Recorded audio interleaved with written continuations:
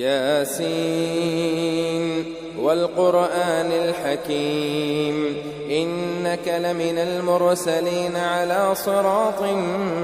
مستقيم تنزيل العزيز الرحيم لتنذر قوما ما أنذر آباؤهم فهم غافلون لقد حق القول على أكثرهم فهم لا يؤمنون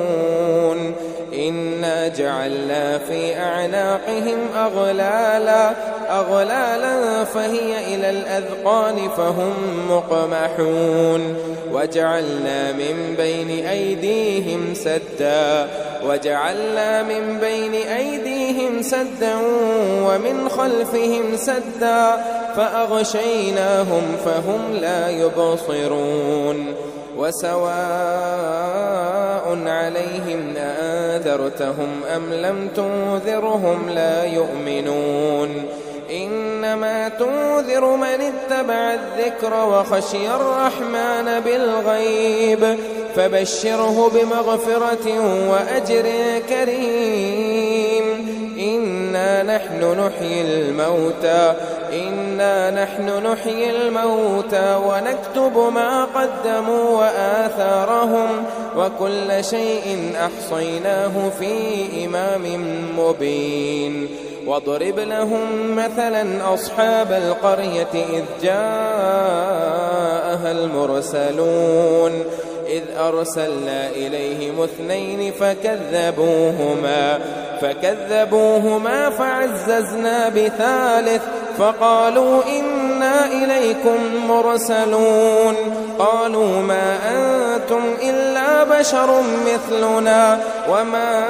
أنزل الرحمن من شيء إن أنتم إلا تكذبون قالوا ربنا يعلم إنا إليكم لمرسلون وما علينا إلا البلاغ المبين قالوا إنا تطيرنا بكم لئن لم تنتهوا لنرجمنكم وليمسنكم منا عذاب أليم قالوا طائركم معكم أئن ذكرتم بل أنتم قوم مسرفون وجاء من أقصى المدينة رجل يسعى قال يا قوم اتبعوا المرسلين اتبعوا من لا يسألكم أجرا وهم مهتدون وما لي لا أعبد الذي فطرني وإليه ترجعون أأتخذ من دونه آلهة إن يردني الرحمن بضر لا تغني عني شفاعتهم شيئا ولا ينقذون إني إذا لفي ضلال مبين إني آمنت بربكم فاسمعون قيل ادخل الجنة قال يا ليت قومي يعلمون بما غفر لي ربي وجعلني من المكرمين وما أنزلنا على قومه من بعده من جود من السماء وما كنا منزلين إن كانت إلا صيحة واحدة فإذا هم خامدون يا حسرة على العباد ما يأتيهم من رسول إلا كانوا به يستهزئون ألم يروا كم أهلكنا قبلهم من القرون أنهم إليهم لا يرجعون وإن كل لما جميع لدينا محضرون وآية لهم الأرض الميتة أحييناها وأخرجنا منها حبا فمنه يأكلون وجعلنا فيها جنات من نخيل وأعناب وفجرنا فيها من العيون ليأكلوا من ثمره وما عملته أيديهم أفلا يشكرون سبحان الذي خلق الأزواج كلها مما تنبت الأرض ومن أنفسهم ومما لا يعلمون وآية لهم الليل نسلخ منه النهار فإذا هم مظلمون والشمس تجري لمستقر لها ذلك تقدير العزيز العليم والقمر قدرناه منازل حتى عاد كالعرجون القديم لا الشمس ينبغي لها أن تدرك القمر ولا الليل سابق النهار وكل في فلك يسبحون وآية لهم أنا حملنا ذريتهم في الفلك المشحون وخلقنا لهم من مثله ما يركبون وإن نشأ نغرقهم فلا صريخ لهم ولا هم يوقظون إلا رحمة منا ومتاعا إلى حين وإذا قيل لهم اتقوا ما بين أيديكم وما خلفكم لعلكم ترحمون وما تأتيهم من آية من آيات ربهم إلا كانوا عنها معرضين وإذا قيل لهم أنفقوا مما رزقكم الله قال الذين كفروا للذين آمنوا أنطعم من لو يشاء الله أطعمه إن أنتم إلا في ضلال مبين ويقولون متى هذا الوعد إن كنتم صادقين ما ينظرون إلا صيحة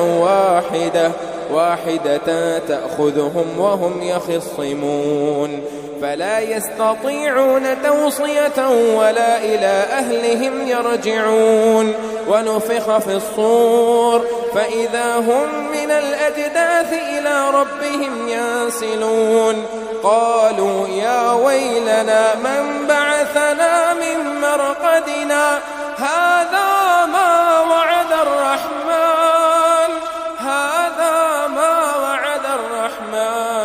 وصدق المرسلون إن كانت إلا صيحة واحدة فإذا هم جميع لدينا محضرون فاليوم لا تظلم نفس شيئا ولا تجزون إلا ما كنتم تعملون إن أصحاب الجنة اليوم في شغل فاكهون هم وأزواجهم في ظلال على الأرائك متكئون لهم فيها فاكهة ولهم ما يدعون سلام قولا من رب رحيم وامتازوا اليوم أيها المجرمون ألم أعهد إليكم يا بني آدم ألا تعبدوا الشيطان إنه لكم عدو مبين وأن اعبدوني هذا صراط مستقيم ولقد أضل منكم جبلا كثيرا أفلم تكونوا تعقلون هذه جهنم التي كنتم توعدون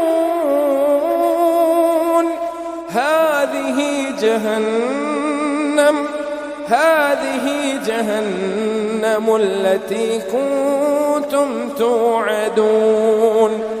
اصلوها اليوم بما كنتم تكفرون اليوم نختم على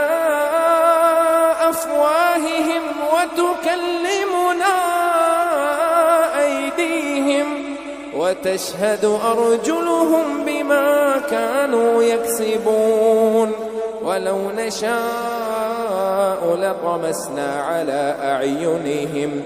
فاستبقوا الصراط فأنى عنا يبصرون ولو نشاء لمسخناهم على مكانتهم فما استطاعوا مضيا ولا يرجعون ومن نعمره ننكسه في الخلق أفلا يعقلون وما علمناه الشعر وما ينبغي له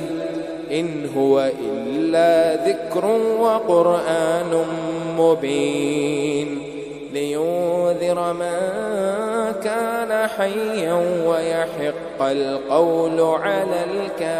الكافرين أولم يروا أنا خلقنا لهم مما عملت أيدينا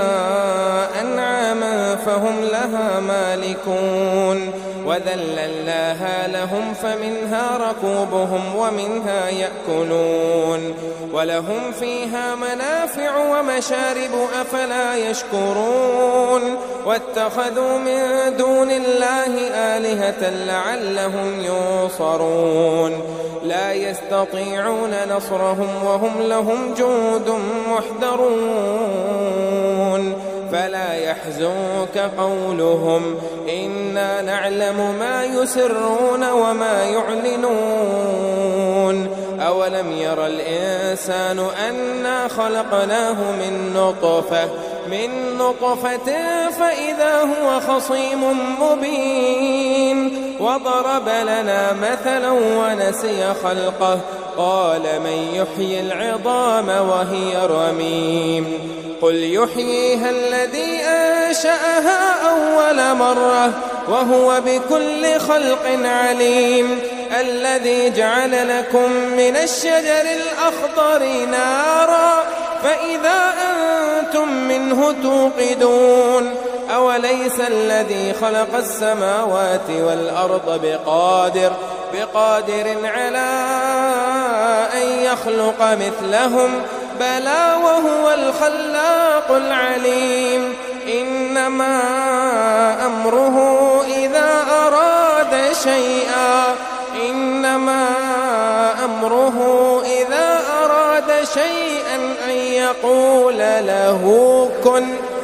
أن يقول له كن فيكون فسبحان الذي بيده ملكوت كل شيء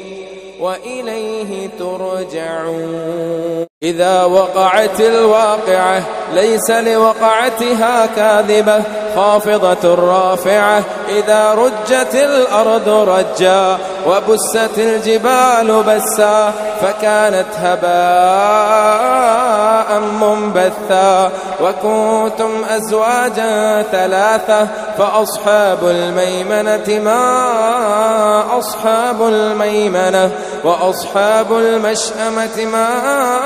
أصحاب المشأمة والسابقون السابقون أولئك المقربون في جنات النعيم ثلة من الأولين وقليل من الآخرين على سرر موضونة متكئين عليها متقابلين يطوف عليهم ولدان مخلدون بأكواب وأباريق وكأس من معين لا يصدعون عنها ولا ينزفون وفاكهة مما يتخيرون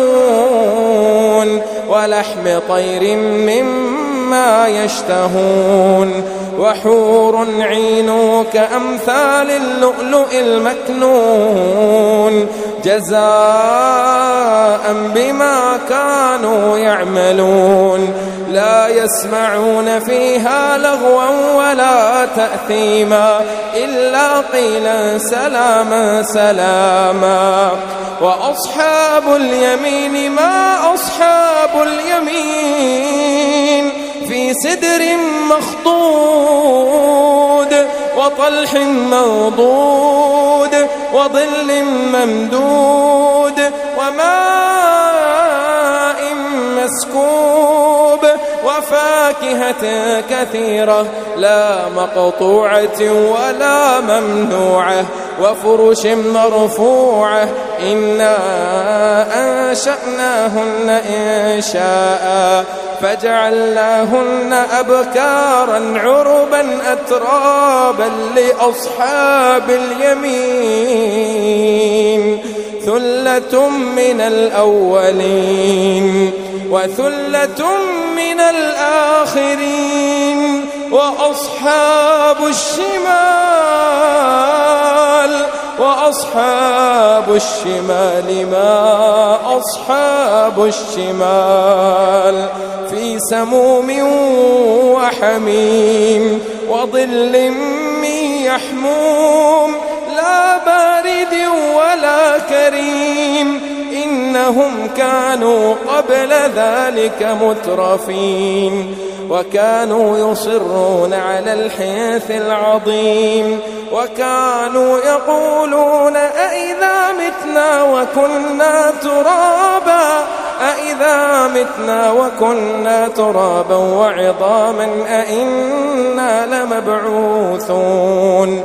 أو آباؤنا الأولون قل إن الأولين والآخرين لمجموعون إلى ميقات يوم معلوم ثم إنكم أيها الضالون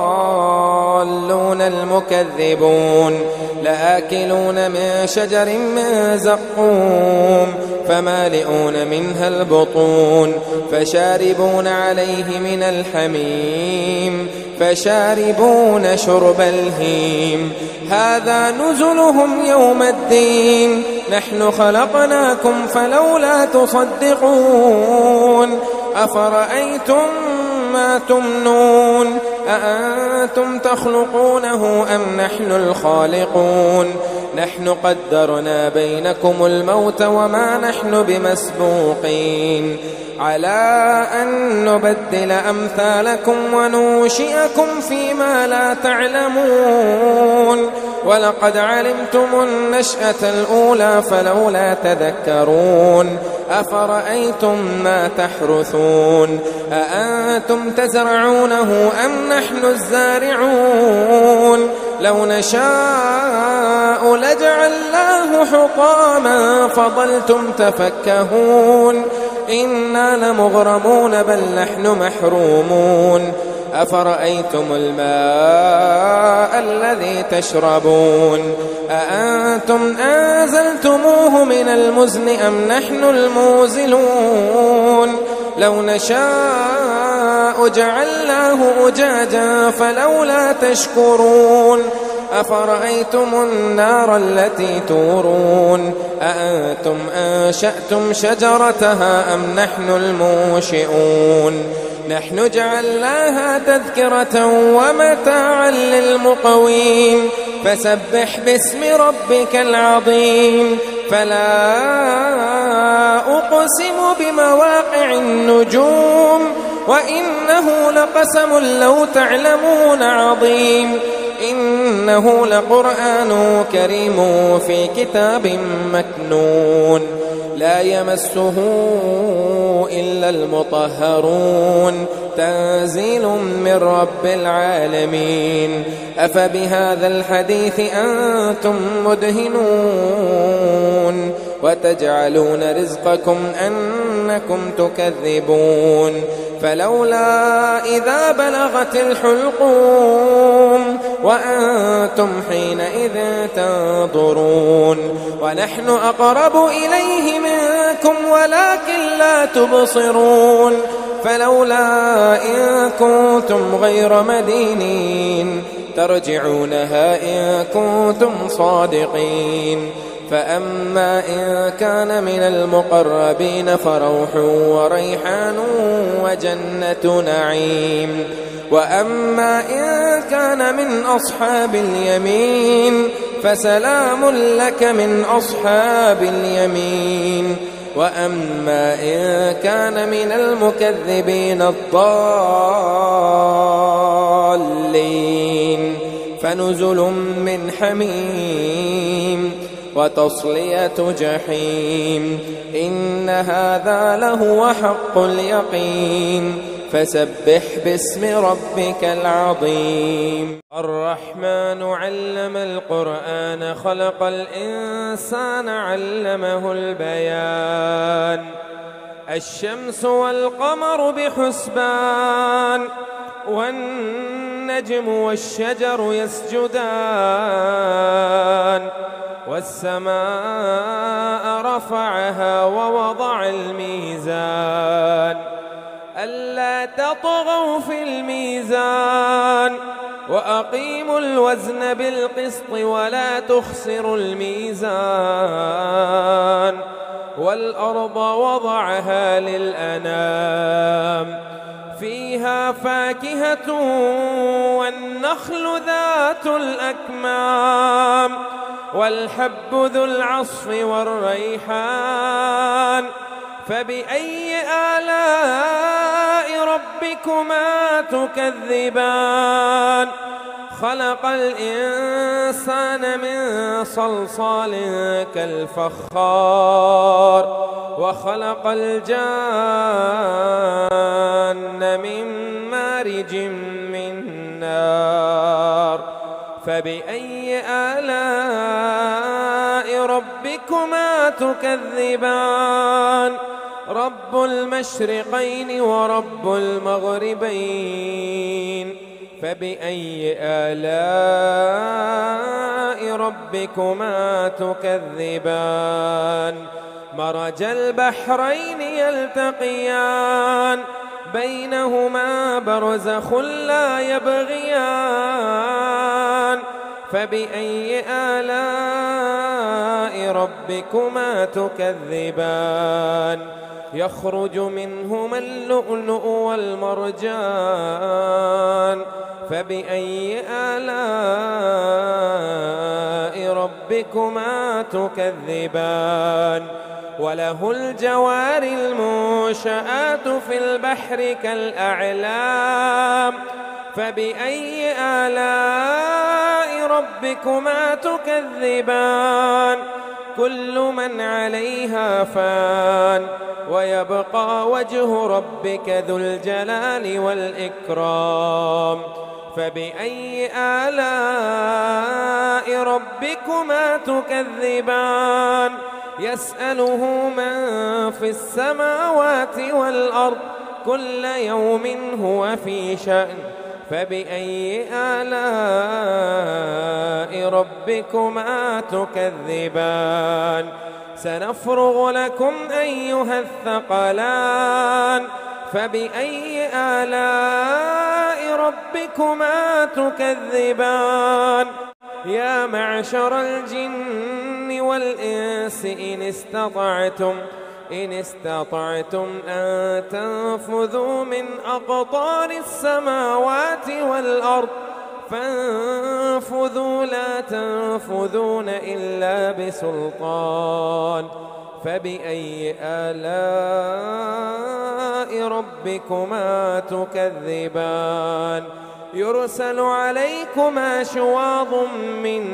نار ونحاس فلا تنتصران فبأي آلاء ربكما تكذبان فإذا انشقت السماء فكانت وردة كالدهان فبأي آلاء ربكما تكذبان فيومئذ لا يسأل عن ذنبه إنس ولا جان فبأي آلاء ربكما تكذبان يعرف المجرمون بسيماهم فيؤخذ بالنواصي والأقدام فبأي آلاء ربكما تكذبان هذه جهنم التي يكذب بها المجرمون يطوفون بينها وبين حميم آن فبأي آلاء ربكما تكذبان ولمن خاف مقام ربه جنتان فبأي آلاء ربكما تكذبان ذواتا أفنان فبأي آلاء ربكما تكذبان فيهما عينان تجريان فبأي آلاء ربكما تكذبان فيهما من كل فاكهة زوجان فبأي آلاء ربكما تكذبان متكئين على فرش بطائنها من استبرق وجنى الجنتين دان فبأي آلاء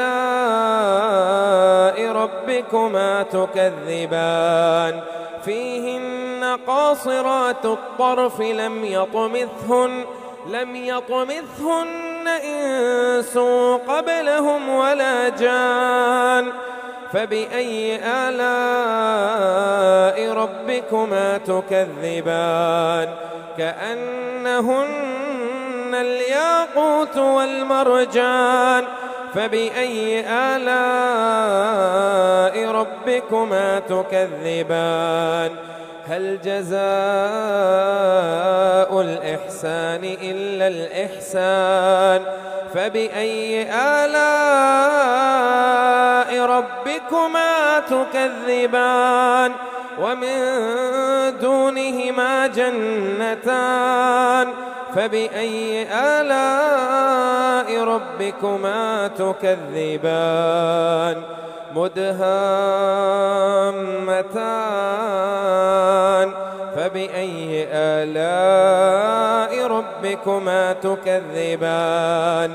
فيهما عينان نضاختان فبأي آلاء ربكما تكذبان فيهما فاكهة ونخل ورمان فبأي آلاء ربكما تكذبان فيهن خيرات حسان فبأي آلاء ربكما تكذبان حور مقصورات في الخيام فبأي آلاء ربكما تكذبان لم يطمثهن إنس قبلهم ولا جان فبأي آلاء ربكما تكذبان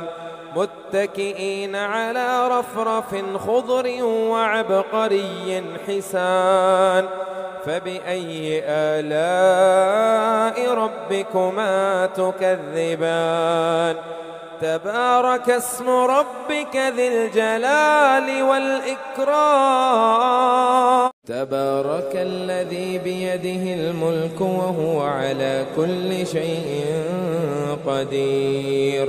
الذي خلق الموت والحياة ليبلوكم أيكم أحسن عملا وهو العزيز الغفور الذي خلق 7 سماوات طباقا ما ترى في خلق الرحمن من تفاوت فارجع البصر هل ترى من فطور ثم ارجع البصر كرتين ينقلب إليك البصر خاسئا وهو حسير ولقد زينا السماء الدنيا بمصابيح وجعلناها رجوما للشياطين وأعتدنا لهم عذاب السعير وللذين كفروا بربهم عذاب جهنم وبئس المصير إذا ألقوا فيها سمعوا لها شهيقا وهي تفور تكاد تميز من الغيظ كلما ألقي فيها فوج سألهم خزنتها ألم يأتكم نذير قالوا بلى قد جاءنا نذير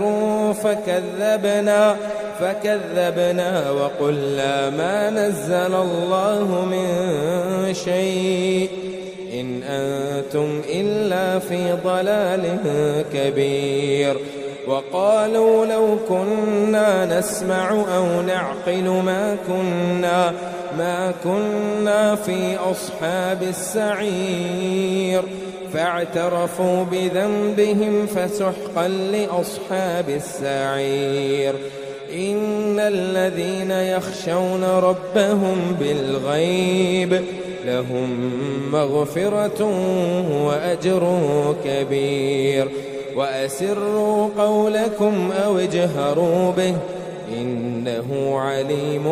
بذات الصدور ألا يعلم من خلق وهو اللطيف الخبير هو الذي جعل لكم الأرض ذلولا فامشوا في مناكبها وكلوا من رزقه وإليه النشور أأمنتم من في السماء أن يخسف بكم الأرض فإذا هي تمور أم أمنتم من في السماء أن يرسل عليكم حاصبا فستعلمون كيف نذير ولقد كذب الذين من قبلهم فكيف كان نكير أولم يروا إلى الطير فوقهم صافات ويقبضن ما يمسكهن إلا الرحمن إنه بكل شيء بصير أمن هذا الذي هو جود لكم ينصركم من دون الرحمن إن الكافرون إلا في غرور أمن هذا الذي يرزقكم إن أمسك رزقه بل لجوا في عتو ونفور أفمن يمشي مكبا على وجهه أحدى أمن يمشي سويا على صراط مستقيم قل هو الذي أنشأكم وجعل لكم السمع والأبصار والأفئدة قليلا ما تشكرون قل هو الذي ذرأكم في الأرض وإليه تحشرون ويقولون متى هذا الوعد إن كنتم صادقين قل إنما العلم عند الله وإنما أنا نذير مبين فلما رأوه زلفة سيئت وجوه الذين كفروا وقيل هذا الذي كنتم به تدعون قل أرأيتم إن أهلكني الله ومن معي أو رحمنا فمن يجير الكافرين من عذاب أليم قل هو الرحمن آمنا به وعليه توكلنا فستعلمون من هو في ضلال مبين قل أرأيتم إن أصبح ماؤكم غورا فمن يأتيكم بماء معين